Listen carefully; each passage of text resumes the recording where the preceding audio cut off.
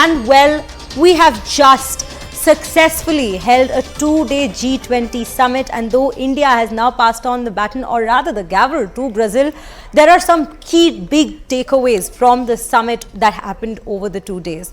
Now, G20 summit is a diplomatic win for India, marked by the rapid consensus reached among nations on various issues. In a first of its kind, an enormous trade and infrastructure endeavor connecting India, the Middle East and Europe was presented on the day one of the summit. As a part of the proposal, ports, electricity, data networks and energy pipelines are slated to be developed.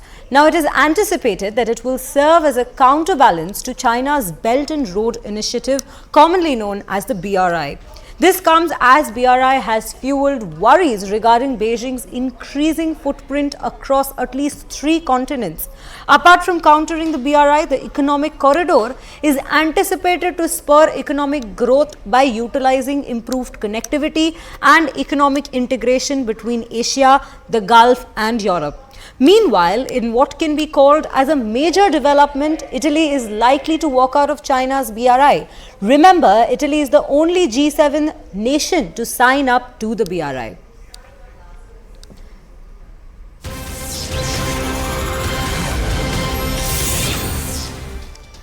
Now, Bharat shines at the G20, and as we speak of that, if we are to take a quick analysis of the takeaways and the highlights from the summit itself, the 5 big takeaways are: firstly, to begin with, the Modi magic and the Prime Minister's guarantees worked for an adoption of the G20 declaration, a path-breaking declaration consensus. The economic corridor is the second point which we were just discussing about. It is the biggest challenge now to the BRI. Now, for the first time since the creation of the G20, it has expanded and now truly has the voice of the global south. The lead is being taken by developing countries like India, Indonesia, Brazil and South Africa. And the complete isolation of China is another crucial point that we have noticed at this G20 summit. The summit has shown that the world has moved on from China.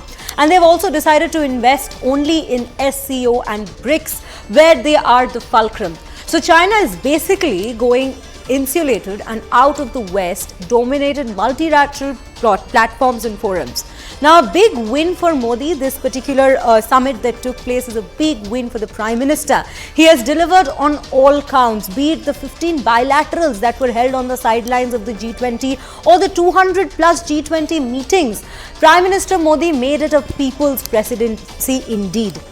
So these are the particular takeaways we are speaking of. Of course, the key is the very fact that the G20 declaration had come out in the very first day itself, despite there being a lot of speculation regarding a consensus to be reached over the declaration.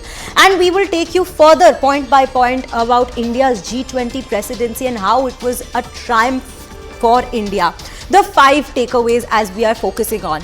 Consensus on New Delhi Leaders Declaration. This is one of the biggest points that have come out. The New Delhi Leaders Declaration, which has come out on the very first day of the summit itself. Second is the India, Middle East, Europe Economic Corridor, a corridor which is now a challenge to the Belt and Road Initiative of China. Then the African Union becoming a member of the G20. So now what we know is it's 19 countries and 2 unions, the European Union and the African Union, that are the members of G20. Of the G20. And then we have China's isolation at international forums. That is another big point, because remember, China has missed this summit and a lot of speculation has got into that as well, which we will get into later. Modi government made it a people's presidency, as we have constantly been focusing on how the Modi government has constantly brought out the human-centric growth, and it is the people's presidency of Prime Minister Modi that we are constantly focusing on.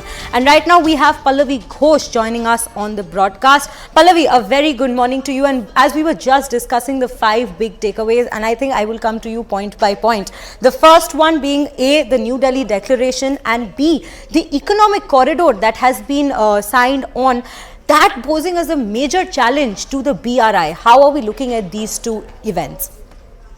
When I was there and we were covering the G20 summit, even on day one, there was a lot of cynicism frankly speaking, even within some of the quarters of the government, because they were worried whether the G20 summit would actually be able to come up with a New Delhi declaration. And suddenly you had the Prime Minister announcing it. And, as expected, he was surrounded by a round of applause, because this was not an easy declaration to come out with. First of all, it is in the backdrop of the COVID scenario. Countries are facing a lot of competition.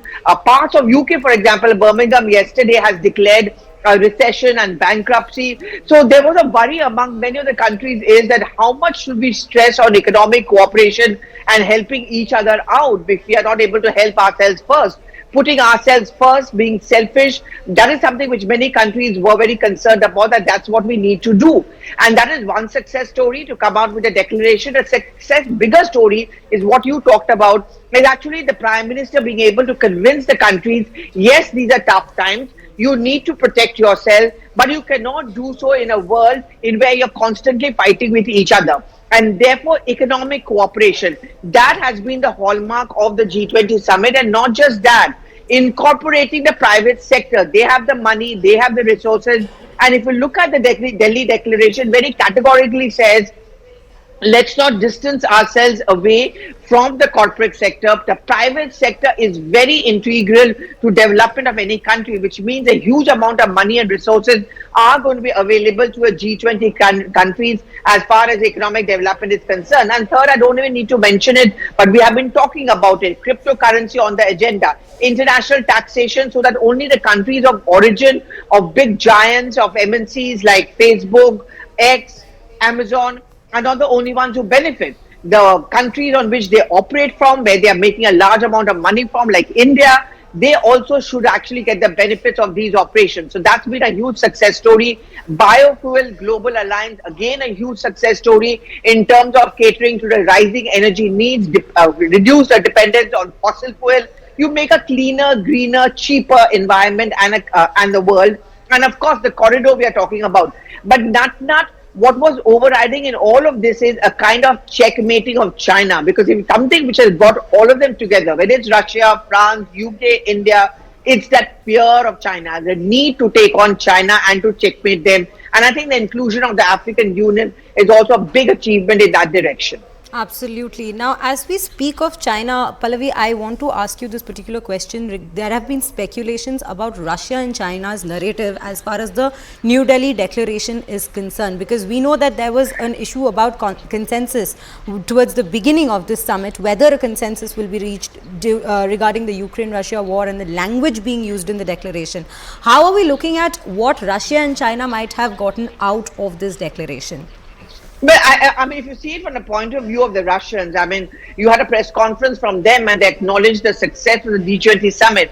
But the fact that they were not named in the New Delhi Declaration when we were talking about Ukraine, that their side would see it as a diplomatic success, because that is something which they did not want.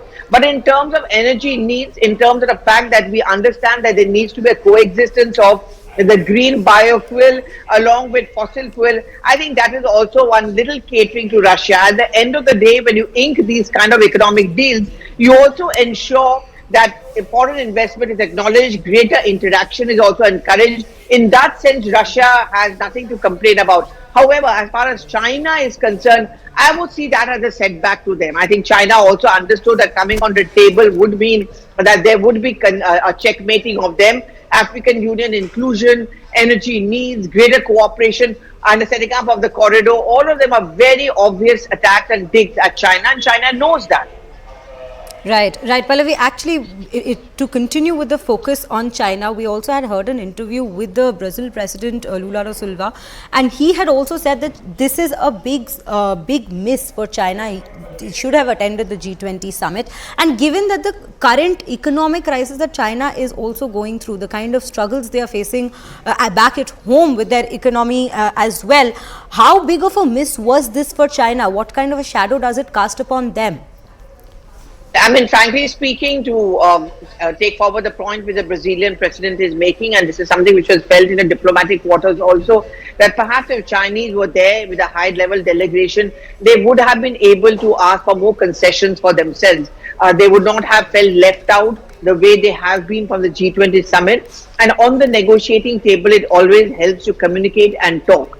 even if for record they had shown a resistance or dissent with the setting up of the corridor, it would actually have gone on record. Well, they missed that chance, they missed that opportunity, and as I said, the fact that there are countries like Russia, not Russia, but America, France, UK, and of course India, who are worried about and are not very happy with the expansionist kind of policies of China. This was clearly a missed bus by the Chinese authorities. Perhaps they could have been present. And very quickly, before I come back to you, the fact that the President of the United States goes to Hanoi after his visit to New Delhi is again significant, because that's another axis where the former enemies come together to take on China. Increasing strength on the Indo-Pacific region as a counter to China is another step forward as far as these negotiations are concerned.